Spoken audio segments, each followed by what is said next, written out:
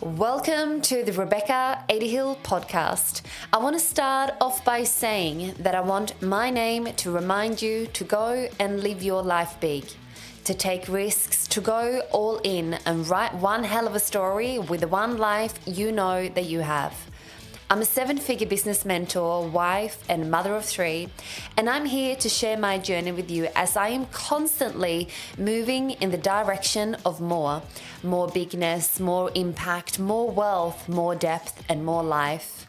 My aim with this podcast is to activate and inspire you to go and live your life big in the fullest, most passionate way. I'm so glad that you are here, so let's dive right in. Hello everyone, welcome back to another episode of the Rebecca Adehill Podcast. I am so glad to be back here for another episode. I hope that you are having the most magical start to your week.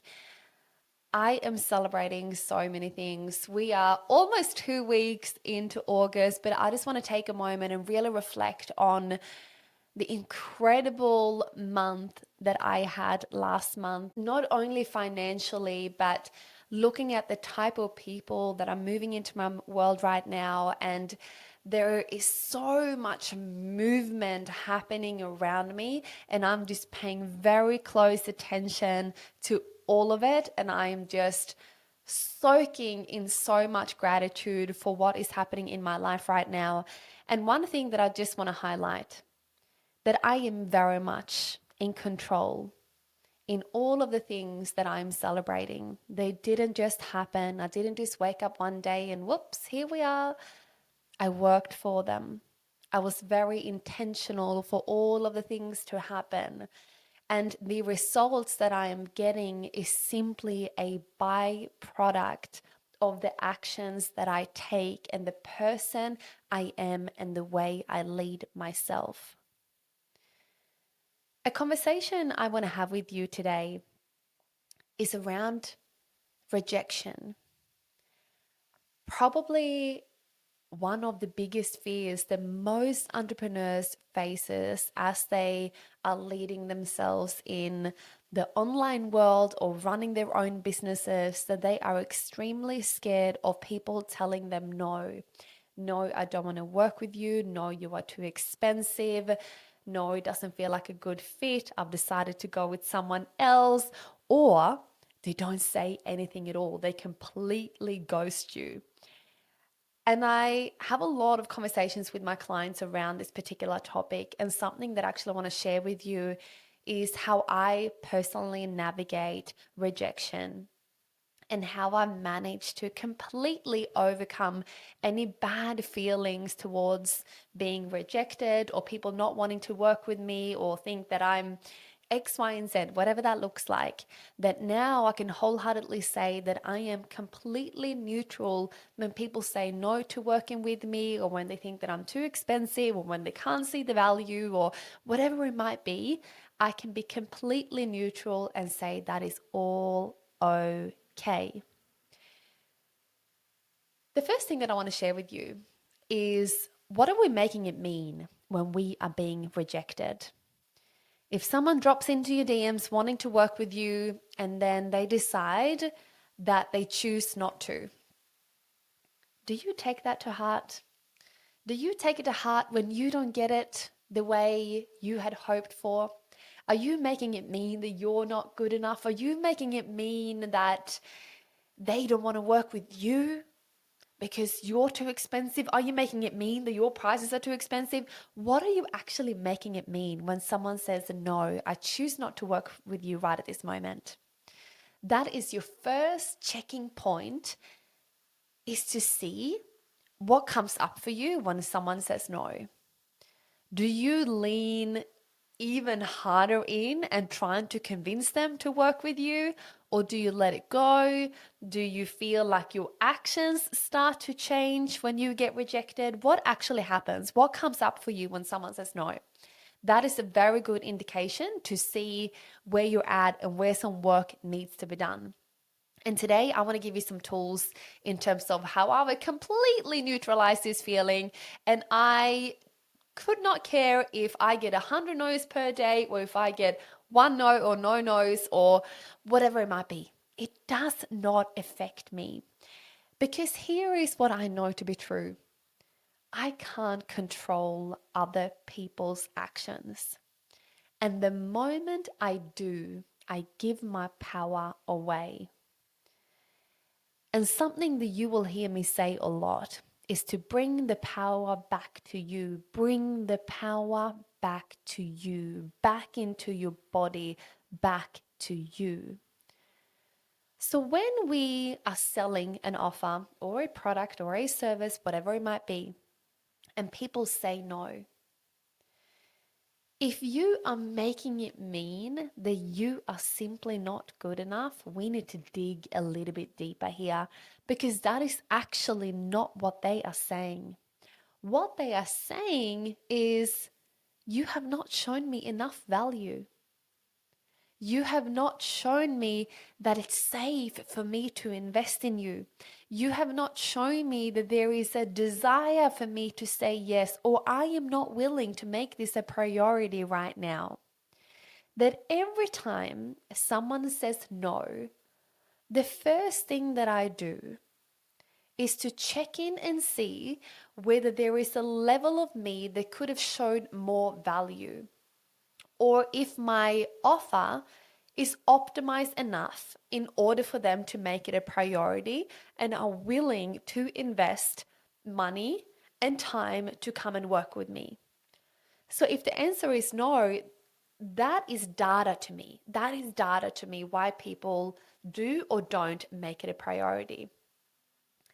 The second thing that I do, because a lot of people, they stop selling because they don't want to get a no. And I find that extremely interesting. They don't want to bother people. They don't want to come across as salesy. They don't want to push them. Maybe people will find you annoying. Maybe people will think this or they will think that. The stories goes on. And I'm thinking to myself, if people find me annoying, wouldn't they just unfollow me? So the second thing here is the assumptions that you make about your audience when you sell.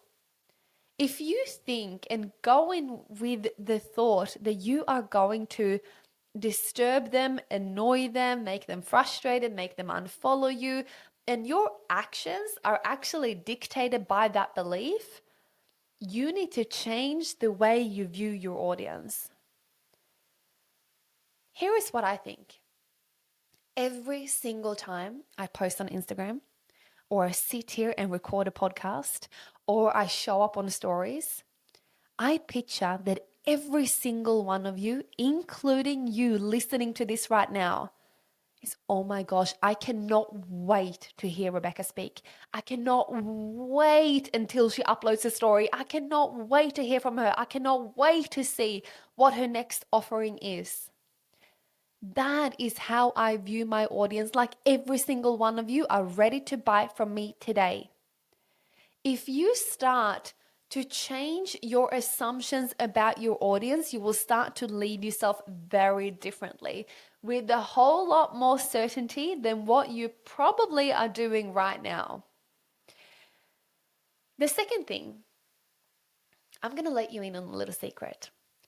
Every single time someone says no to working with me,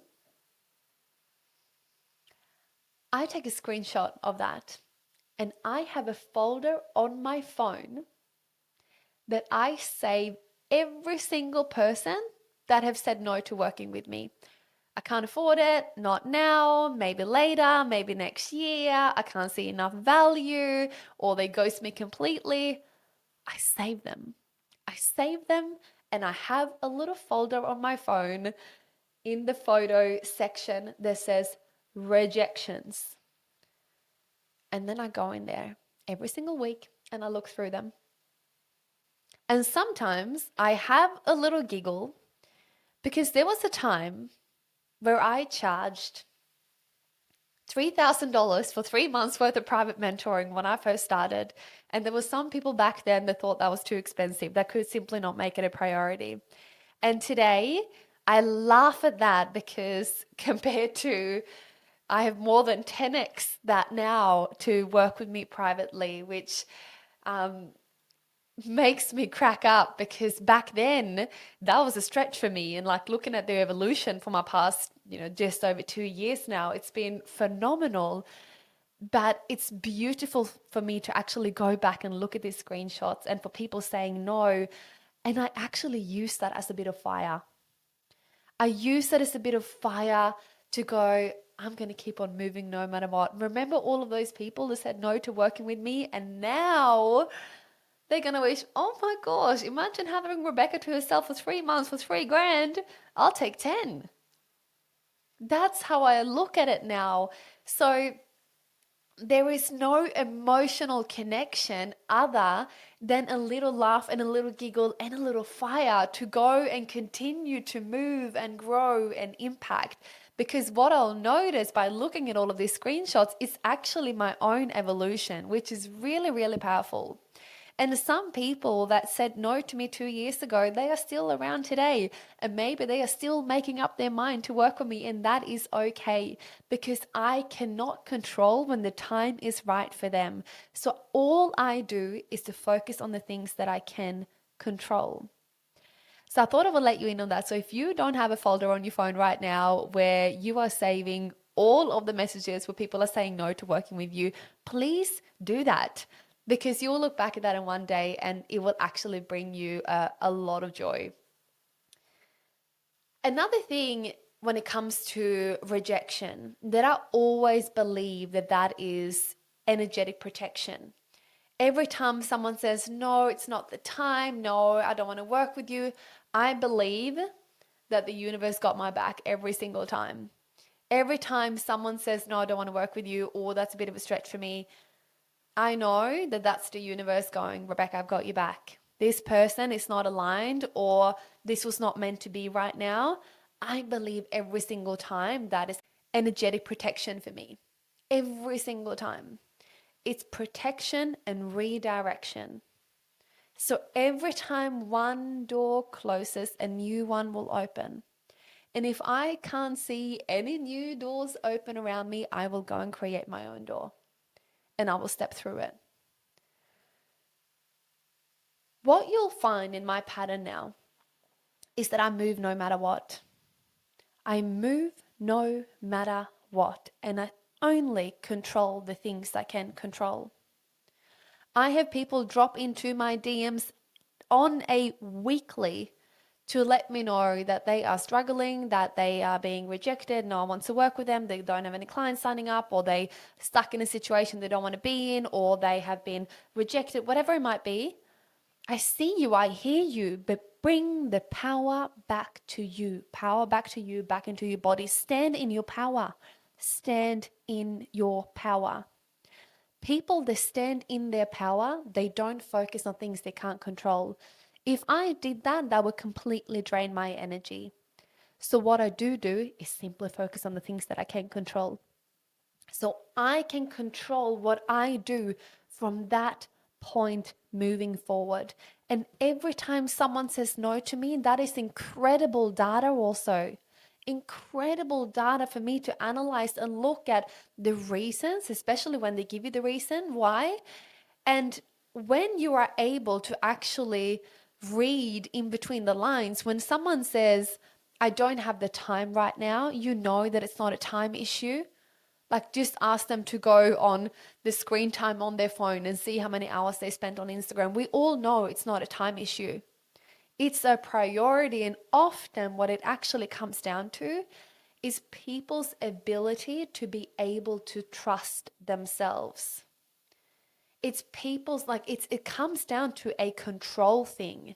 So they feel in that moment that they are giving their power away, and that feels unsafe for them. So what I can control and showing them along the way, and I choose to show my leadership before people have paid me. So when someone says, oh, Rebecca, that's a bit too stretchy for me, here is my reply. Absolutely, I get it. I definitely do not want investing to cause you any stress or overwhelm or discomfort. I want this next chapter of yours to feel exciting. I want it to feel like a really beautiful edge that you are ready to meet on your own terms when the time is right for you. And then I'll lean back. Because it is not up to me to tell them when they are ready, to tell them how to lead themselves. So, what I can show them is how I lead myself. And hopefully, that will evoke a feeling or two within them, that will spark something within them to go, far out. I wish I could lead myself and move the way Rebecca does. Her confidence and her ability to keep on moving no matter what. That is what I can control, and I want to show my potential clients they have my full support before they have paid me. Connection before transaction. Connection before transaction. And in that connection part, I show my leadership. And that is the number one reason why people move so quickly into my world. When you are a person that lead yourself no matter what, when you are a person that can show you leadership without saying, this is me in my leadership, it's a felt sense. People are going to be drawn to you. But if they don't feel that certainty within you, you are not going to be a safe bet. So often, what the conversation is about here, when people say no to working with you, I want you just to hold up a mirror for a second and gently ask yourself, how are you leading yourself? How rock solid are you? How anchored are you? How embodied are you? Are you asking people to move without you actually moving? Does your words actually match the actions that you take and the moves that you are making, what you are claiming? Something that I live by is to keep my life and business clean. You hear me say that a lot. My clients, they know if they're listening to this, they're probably going to have a giggle. My team, they know I like things clean. Clean communication, clean boundaries. It's a clean flow when people come into my world. It's clean. I practice what I preach. I implement my own strategies before I teach them. I keep it clean. I don't discount my services because I keep it clean. Everything is clean. Everything is even. Everything is clean. So I want you to have a little check-in right now. How clean, and I'm not meaning actually clean, how clean are you right now? How clean is your business? How clean are your processes? Because once you keep it clean and open and grounded, and instead of saying more, you simply be more, show them, make them feel something, give them more of that certain energy that they so deeply crave. And you can be that pillar and anchor for them until they can be that for themselves. So next time you are being rejected, here is what I want you to do. I want you to take a moment and analyze the message that you received. Is there any truth in this? Can I read between the lines here and actually see what they are saying? Can I for a moment put myself in their position and see if their opinion and their point of view is actually valid in this moment? Is this an opportunity for me to improve something about my business or my offerings? The second thing, I wanted to take a screenshot and add it to a rejection folder on your phone. The most powerful folder that brings me a lot of joy. And you know what the beautiful thing is? The longer I do this, the fewer screenshots I need to add to that folder. I actually don't need to add so many screenshots anymore. And I know there was a lot more in the beginning, now not so many. And I know that comes down to my leadership, who I am, and how I move. I know that people are ready when they do reach out to me. They have been watching. They have been watching, they have been analyzing, they have been feeling. I've evoked a feeling or two within them. So when they do drop in, they are ready. There is no convincing, there is no trying to prove to them why they should come into my world. They just know. They drop in and go, Rebecca, I am ready. I am ready. Don't take it to heart. Next time someone rejects you, I want you to treat it like you are the most brilliant CEO of your company, making really empowered decisions that have the ability to zoom out and analyze the actual situation, and also know that every time you get rejected, that is a beautiful redirection to something greater. I hope that you have loved today's episode. I cannot wait to see you back here next week for another episode. I hope that you have the most magical day, morning, evening, wherever you are in the world, and I will see you next week.